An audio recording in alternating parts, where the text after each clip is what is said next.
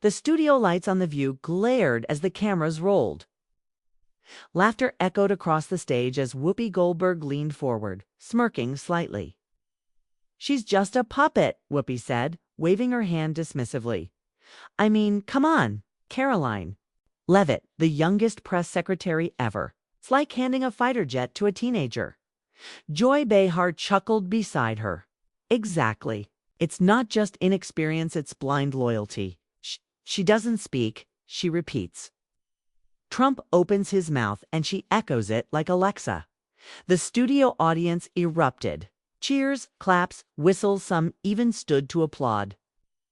And then came the jab from Sunny Hostin. She's not a press secretary. She's a well-dressed recording device. More laughter. What millions of Americans were watching live what they saw as entertainment was something entirely different to one person sitting in a quiet living room just miles away. Karoline Leavitt sat still on her couch, the TV glowing across her. Sharp, pale face. The volume wasn't too loud. Her son Nico, just 4 years old, was asleep in the next room. But she could hear every word. She didn't blink. She didn't even flinch. But her fingers tightened slowly on the edge of the throw pillow in her lap. She didn't expect praise from the View, not as a Republican, not as someone who stood at the press podium for Donald Trump. But she hadn't expected this. Not the laughter, not the smirks, not the audience being told she was a joke. Her phone vibrated on the coffee table. A friend had texted, "Are you seeing this? They're ripping you apart." Karoline ignored the screen. She wasn't new to criticism.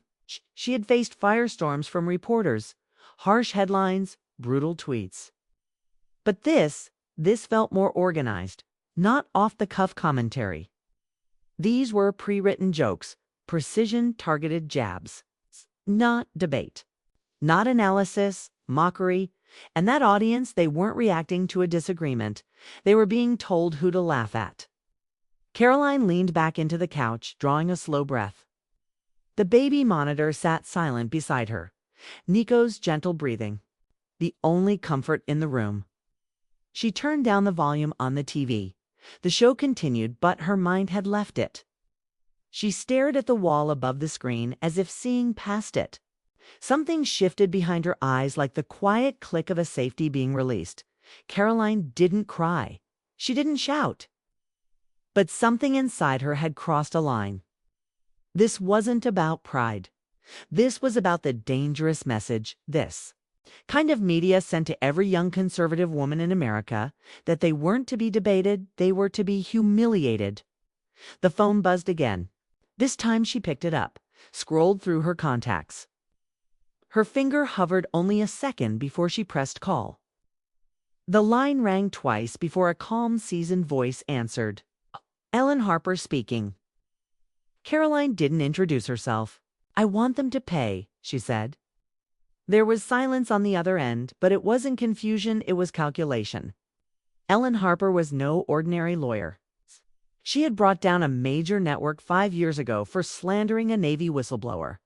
She was smart, quiet, and deadly. And she didn't waste time. "I saw the clip," Ellen finally said. "You're not overreacting. They crossed the line. I'll need copies. Emails, any communications you've had with them in the past, and we start tomorrow." Karoline nodded silently, her jaw clenched. "Are you ready for what this brings?" Ellen asked. "I've been ready since I walked into that press room," Karoline said. "But I won't let them teach America that it's okay to destroy someone for disagreeing." The call ended. Karoline set the phone down and stood. She walked quietly to her son's room and stood at the doorway. Nico lay curled under a blue blanket, his favorite stuffed bear tucked under his arm. The innocence on his face was a stark contrast to what she had just witnessed on national television. For a long moment, Karoline stood there silent, motionless, watching. Her son breathed.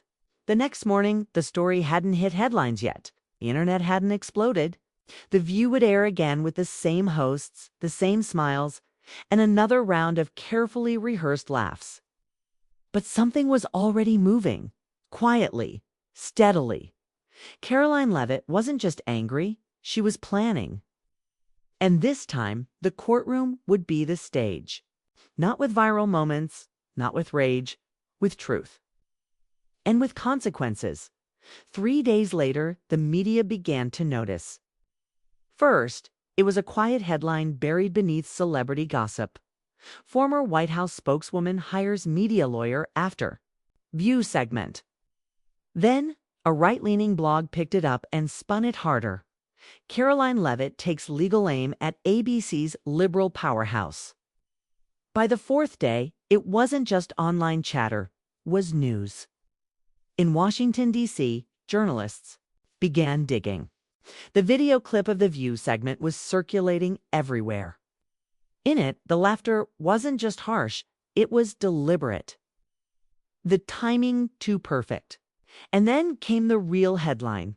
$800 million lawsuit filed against ABC and The View. Figure was too large to ignore. Reporters flooded Ellen Harper's small firm just off K Street, but no one got a comment. Karoline Leavitt remained silent. She didn't tweet. She didn't post on Instagram. She only released a 3-line statement through her lawyer. This is not about politics. This is about truth, dignity, and professional justice. No woman in public service deserves to be ridiculed to feed ratings. By now, even the New York Times couldn't stay out of it. Cable news brought on legal experts to weigh in. On MSNBC, a media strategist dismissed it. She's doing this for attention. Public figures face criticism every day. But on CNN, a panel of legal scholars took a more serious tone. If Leavitt's team can prove intent, deliberate malice, or manufactured humiliation, it could be historic, one said. The First Amendment protects opinion, another added, but not defamation cloaked in entertainment. Meanwhile, inside ABC headquarters in Manhattan, tension crackled through every floor. Meetings ran late. Executives whispered behind closed doors. The legal department scrambled to get ahead of what they once thought was harmless. For The View, the public response was split. Loyal fans stood by Whoopi in joy, but even their defenders admitted something about this moment felt different. Sponsors started calling. First, it was just a hint of concern. Then came the threat of pulled advertising. Big names, beauty brands, health products. Auto manufacturers didn't want to be associated with a program accused of publicly ridiculing a woman for her age, gender, and political affiliation. Inside the studio, production staff noticed changes. Scripts were revised more heavily. Segment jokes were toned down. Some hosts seemed distracted, checking phones more often between tapings. Others ignored it all. Business as usual. Karoline, meanwhile, wasn't watching. She was preparing. Each day she met with Ellen Harper's team in a glass-walled office just 3 blocks from Capitol Hill. They worked through documents, pieced together communications, and prepared to go public in court. You need to be ready for cross-examination, Ellen told her. They'll make this political. They'll try to paint you as another Trump loyalist crying foul. I know, Karoline said, but this isn't just about me. It's about setting a boundary. They think conservative women are safe to mock, that we're jokes, that we won't fight back. Ellen nodded. And now you are. The strength of their case didn't lie in just what was said, it lay in how it was planned. They had obtained internal memos from a disgruntled former staffer. Emails between producers with lines like, "Need a viral hit tomorrow, poke at Karoline. Can Joy throw in something sharp? Keep it personal. That gets clicks." One email sent just hours before the episode aired included a draft of jokes written before Karoline was even mentioned on air. That alone changed everything. What looked like spontaneous banter was now provable intent. Meanwhile, Karoline's reputation began to shift. Where she had once been seen as just another name behind the press podium, she was now cast in a different, light-principled, composed, refusing to shout back on social media, choosing the law instead of a microphone. That made her dangerous. And then came the moment that changed the story forever. Late one night, ABC's internal Slack channel was hacked-leaked. Screenshots flooded Twitter and political subreddits. A conversation between a junior producer and segment editor surfaced. That bit about Leavitt was brutal. Think we pushed it too far. Too far. It killed trending #2 that day.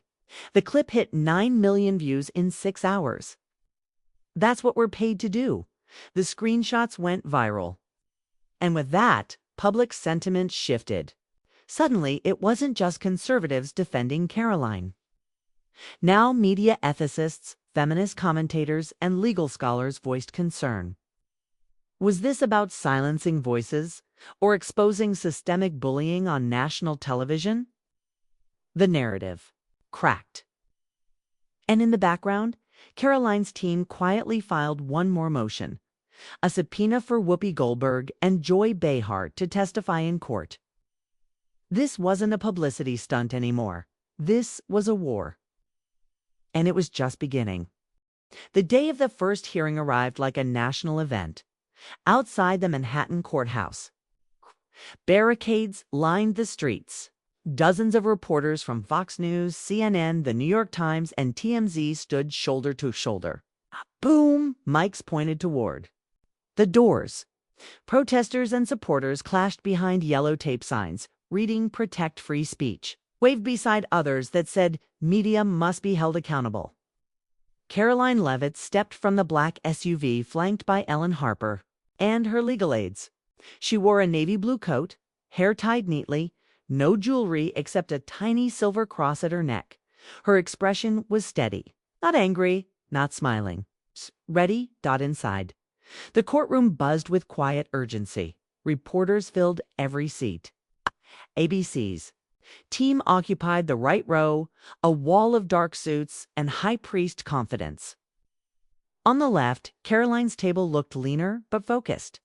The judge entered and silence dropped like a curtain. Ellen Harper stood first. Her tone was precise. "Your Honor, this case is not about opinion. It's not even about politics. It's about institutional humiliation, scripted, rehearsed, and broadcast for profit." She paused, turning slightly toward the jury. When national television turns a political staffer into a punchline not for what she believes, but for who she is, we are no longer watching journalism or comedy. We are watching a system bully someone into silence. Then ABC's lead attorney, Marcus Reed, rose. He smiled, smooth, rehearsed. "The View is protected speech. Your Honor, our clients voiced opinions in the spirit of commentary. This lawsuit is an attempt to chill those rights." The judge, Evelyn Hart, nodded without reaction. Seen cases like this, but never this public. Never with this kind of political voltage. Then came the first bombshell. Ellen introduced Exhibit 14, a spreadsheet of target segments from The View's internal production files. Each line listed a guest or public figure, a tone note such as "go sarcastic," or "undermine credentials," and a performance metric: clicks, views, read-shares. One line read: Target, Karoline Leavitt. Tone, naive, mocking. Objective, viral TikTok moment. Gasps swept through the courtroom. The spreadsheet had been obtained from a whistleblower who remained unnamed in court, known only as Witness 9. ABC's attorneys objected, arguing the document lacked context. But the damage was done. Karoline watched calmly, but her heart pounded. The courtroom wasn't just listening, it was awakening. For years, she had dealt with insults, misquotes, viral distortions. But here, at last, the system was seeing it too. Ellen then called her first live witness, Tara Long, the former junior producer. She looked nervous as she took the stand, twisting a silver ring on her finger. She had once loved her job, she said. But something shifted the year the show became more political, not just during election cycles, but every day. "We were encouraged to push moments," Tara said. "We'd get Slack messages with phrases like trigger moment or segment explosion. When Karoline was mentioned, the direction was unusually pointed." "What do you mean?" Ellen asked. Tara hesitated. I was told to cut the clip in a way that made her look clueless. We had better footage, but it wasn't dramatic enough. The courtroom was still. ABC's cross-examination tried to shake her. Were you ever told to lie about Ms. Leavitt? Tara admitted. But I was told to frame her in a way that made our audience react emotionally and laugh. The hallway during recess, Ellen leaned toward Karoline and whispered, "We've cracked their foundation. Now we just need one of the hosts to crack next." Karoline nodded but said nothing.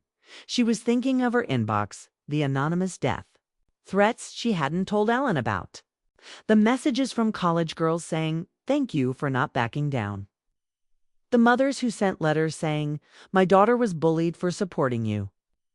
This wasn't about television anymore. This was a national reckoning. Back in court, the judge ordered a BC to hand over additional internal communications for the next hearing. That meant discovery would deepen. Every message, every memo, every offhand joke made in a staff Slack channel, all of it could now be evidenced by evening. Every news channel was leading with the story. Karoline Leavitt's lawsuit rocks.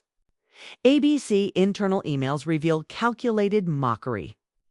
Hashtags like #TheViewOnTrial, #Media Accountability, and #StandWithCaroline trended across Twitter, YouTube, and TikTok. Inside ABC, panic truly began. Advertisers called again. 2 pulled out within hours. Shareholders scheduled emergency meetings. And on the set of The View, the mood turned cold. Joy Behar arrived late to taping. Whoopi stayed silent during the opening monologue. Sunny read from the teleprompter like she was auditioning, not debating, ...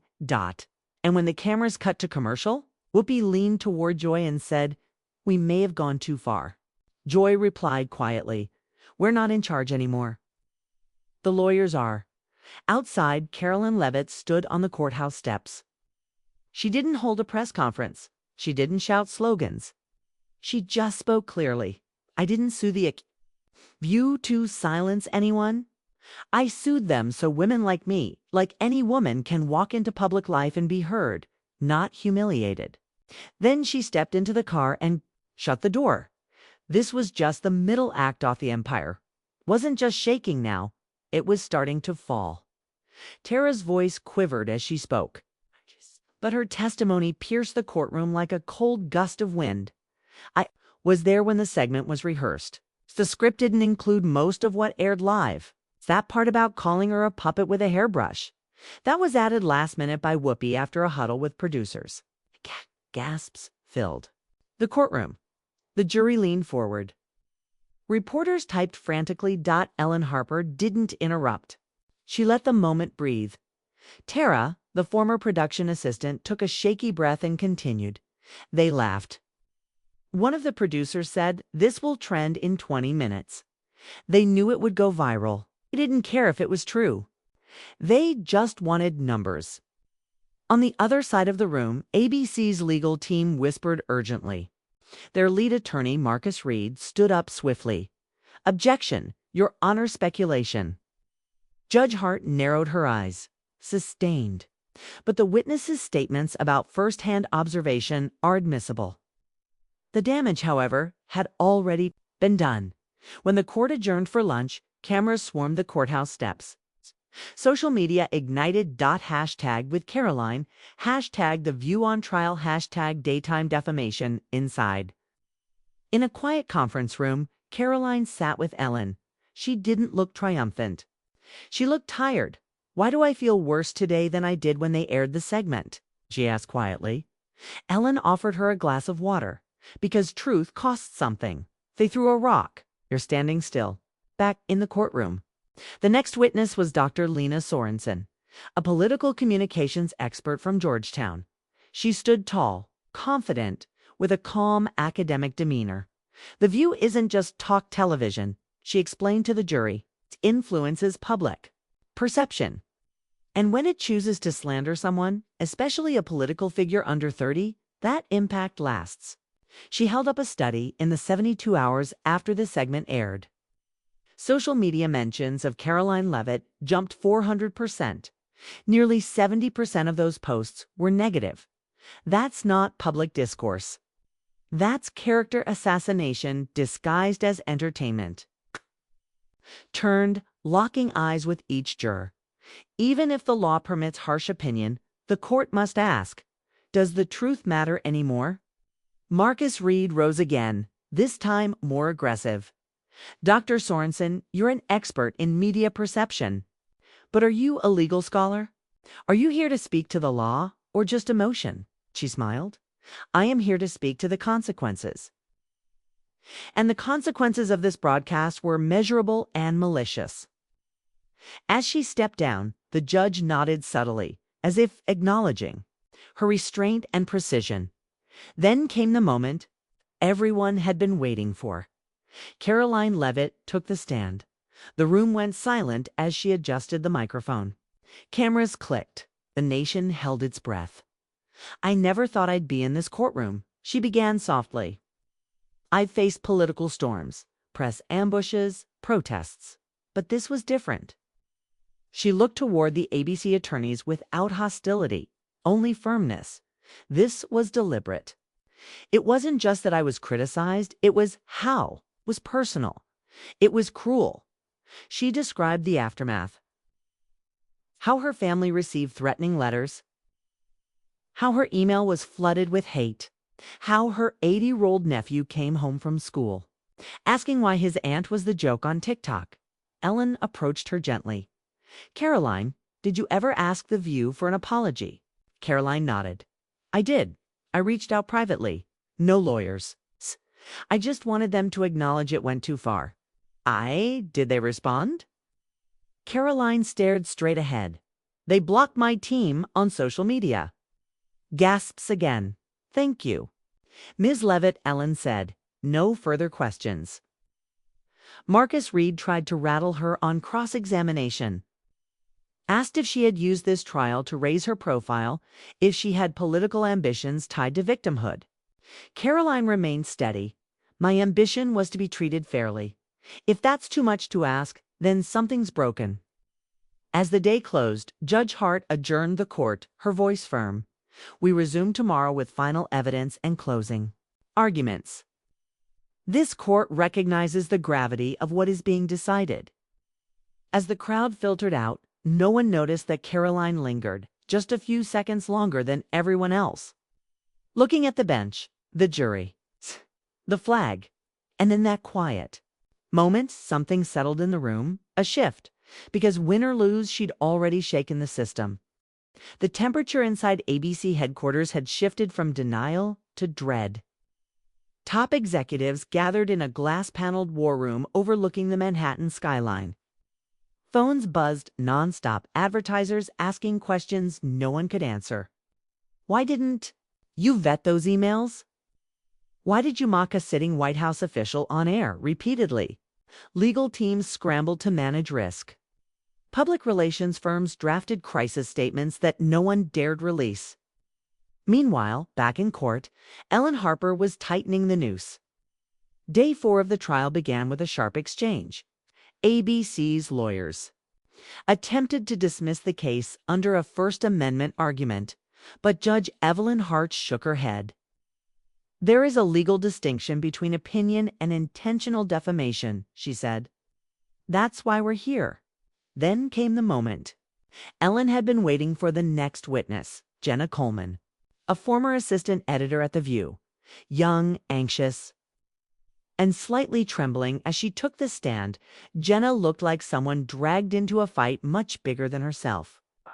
But her testimony ignited the courtroom. We were directed to take things out of context, Jenna said. That day, when Karoline Leavitt was discussed, we filmed extra jokes off air. Later, they were edited into the segment to make it look like the audience laughed harder than they did. You manipulated the footage? Ellen asked. Yes. Jenna said quietly. It was common. Gasps rippled through the chamber. ABC's legal team objected immediately. Hearsay, irrelevance, editorial freedom.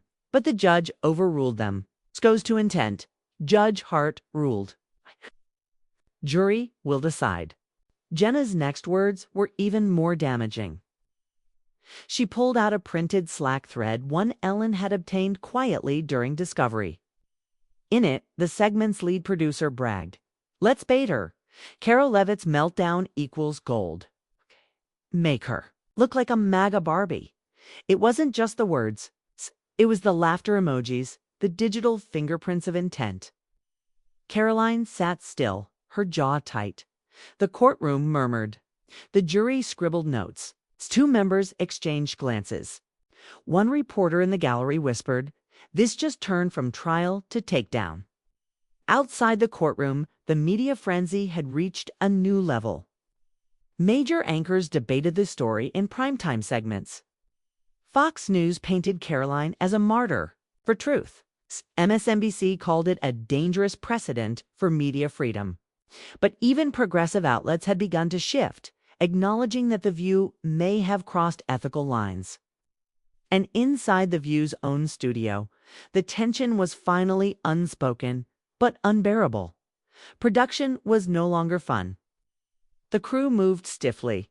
The co-hosts barely spoke to each other between segments. Whoopi stared into the lights during filming, distracted. Joy's jokes didn't land.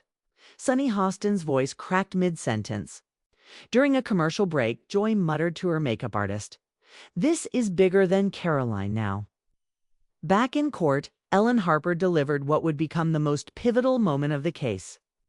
She called Karoline Leavitt to the stand. The courtroom fell silent, cameras flashed, the audience tensed. Karoline adjusted the mic slowly, then folded her hands. "Ms. Leavitt," Ellen began, "why did you bring this lawsuit?"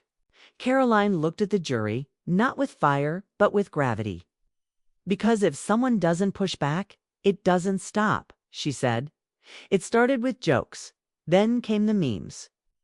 Then came threats. Then my younger sister cried because kids at her school showed her a video making fun of me, aired on national TV." Her voice wavered only slightly. "I served in the White House. I worked hard. I never expected agreement from everyone. But I didn't expect to be turned into a caricature. For ratings." She looked down, paused, then raised her eyes again. "And if they can do that too?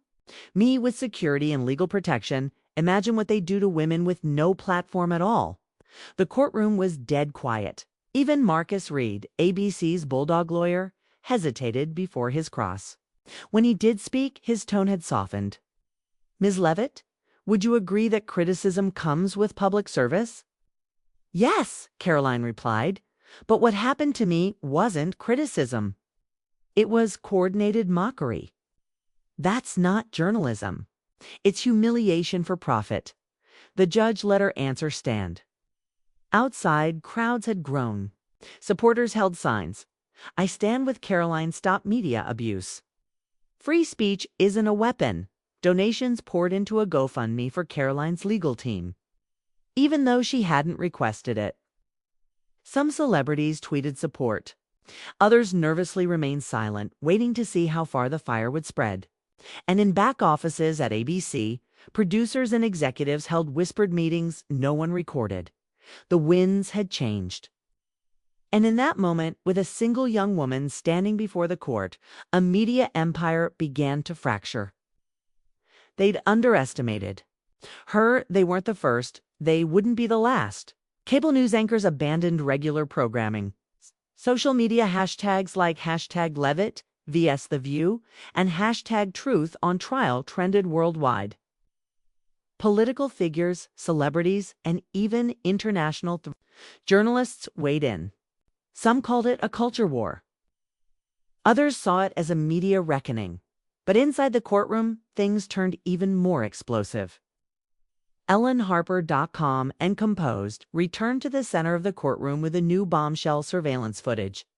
The courtroom lights dimmed slightly as a video played on a large screen. In it, a meeting of The View's executive producers appeared. The grainy footage showed 5 staff members discussing the upcoming segment with Karoline. One voice, later confirmed to be a senior editor, said clearly, "If we hit her hard enough, social will eat it up. We want reaction, not reason." The room fell silent again. Karoline sat frozen, blinking slowly as she watched herself being reduced to a prop in someone else's performance. A juror covered his mouth. Another leaned back, arms folded, eyes dark with disbelief. ABC's lawyers scrambled. Objections rang out. But it was too late. The evidence had struck. Judge Hart allowed the footage to be admitted, stating this: "Court recognizes the significance of context, and this footage provides it." The press gallery erupted in whispered chaos. Ellen didn't flinch. She stepped forward again and introduced her next witness, former co-host Lisa Grant, who had left The View 2 years prior after publicly citing creative differences. Lisa, now a whistleblower, walked slowly to the stand in a charcoal suit. She looked tense but resolved. "I left because the environment was toxic," Lisa said. "Producers pushed political bias disguised as humor. We were told who to praise, who to tear down. When Karoline's name came up, I objected.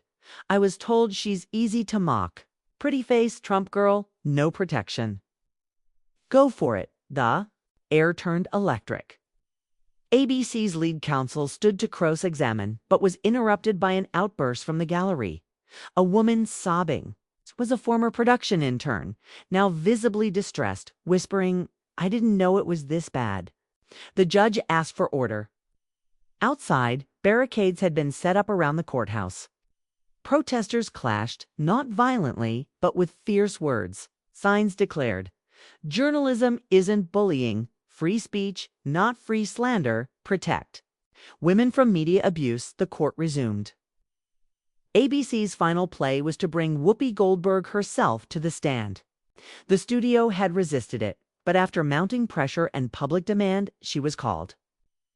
Whoopi entered wearing a conservative black blazer and dark glasses. Her presence was magnetic, but it could not drown out the rising tide of criticism. Her tone was firm, but her usual confidence wavered. "Did you knowingly mock Karoline Leavitt?" Ellen asked. "I said what I believed. I've made fun of politicians for years. It's part of the job." "But you didn't just make fun of her policies," Ellen pressed. "You called her a puppet, soulless. Told your audience to laugh at her, not debate her." Whoopi hesitated. "I regret the way it played out, but I didn't write those emails. Yet you read from them." The jury watched her closely. One older juror, a retired teacher, stared at Whoopi like she'd just watched a student caught lying. "Is there anything you'd say to Ms. Leavitt now?" Ellen asked. There was a long pause. Then, for the first time, Whoopi turned toward Karoline. "I shouldn't have said those things. I let the studio's agenda, and maybe my own, push me too far." Karoline didn't nod. She didn't smile. She simply stared, cool and quiet. And that was when it happened. ABC's lawyer approached the bench and requested an emergency recess. In the hallway, whispers spread. A high-level settlement meeting had just been requested. Executives had seen the writing on the wall. One juror had mouthed to another during the break, "She's gonna win." In the building's top floor, ABC's legal team huddled with their PR and finance advisors. Numbers were flying. If they lost, the damages could exceed $800 million. Karoline's name now represented more than a lawsuit. It had become a symbol. This wasn't just about reputations, it was about the power media had abused for far too long without accountability. Ellen Harper walked into the negotiation room quietly. ABC's attorney stood and spoke first. "Let's talk numbers." But Ellen shook her head. "No deal. Unless they go public with an apology. It's prime time, same reach, same faces." ABC. Executives looked stunned. "This isn't just about money," Ellen said. "She wants justice, and so does the country." The courtroom was packed beyond capacity. Security lined the halls. Satellite trucks surrounded the courthouse like siege engines. Every major media outlet broadcast the feed live. Headlines raced across screens. Judgment Day for The View. Leavitt versus ABC final verdict nears. Has TV finally gone too far? Inside, Karoline Leavitt sat at the plaintiff's table, stoic. Her eyes were tired but razor-sharp. Beside her, Ellen Harper reviewed her notes one last time, not because she needed to, but because precision mattered until the very last breath of this war. Judge Evelyn Hart entered and banged her gavel. All rise. The room stood intense. Silence. For the matter of Karoline Leavitt v. ABC Media and View Production, we are ready to proceed with closing arguments. ABC's lead attorney, Marcus Reed, walked forward, .com collected. But this time, a weight of weeks of testimony and damning evidence seemed to slow his stride. He began, "Ladies and gentlemen, the View is opinion. Colorful, provocative, sometimes divisive, but constitutionally protected. Ms. Leavitt is a public figure. Criticism comes with the job." He gestured toward Karoline. "This lawsuit, if successful, opens the floodgates. If opinion becomes punishable by law, then no show, no satire, no segment is safe." He paused, nodding respectfully. "You may not like what was said, but disliking speech isn't the same as defamation. Thank you." Then Ellen Harper stood. She didn't walk to the jury. She stood directly beside Karoline, letting the silence fill the space. Her voice, when it came, was deliberate and commanding. "This is not a case about opinion. It's about malice, about producers planning a takedown, about hosts using their fame to tear down a 27-year-old woman, not for what she said, but for what she represented." She paused, letting her words hit. "We showed you emails that called her a target. Clips edited to provoke shame. Witnesses testified, not for fame, but because they couldn't stand the hypocrisy anymore." She pointed gently to Karoline. "She was mocked, called names on national television, not debated, not challenged, humiliated, and for what? For doing her job." Len turned to the jury.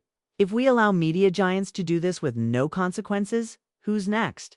Your daughter, your student, your coworker."